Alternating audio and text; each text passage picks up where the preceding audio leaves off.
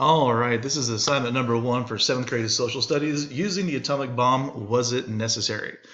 The big part to remember is that you're answering a reflection question in a paragraph using some evidence to back up your ideas. You cannot support both sides. You must pick a side and support only that side.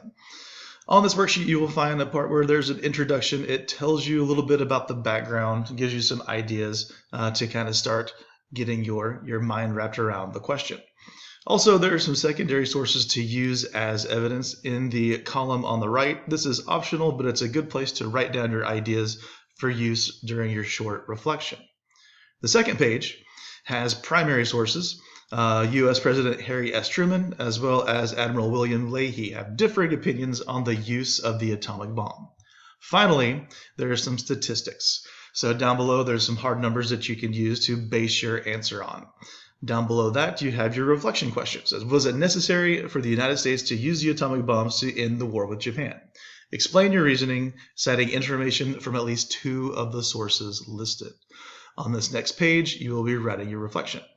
Remember, if you have any questions, we have office hours. Also, I'll be available in the mornings during the live times to be able to help you out with that.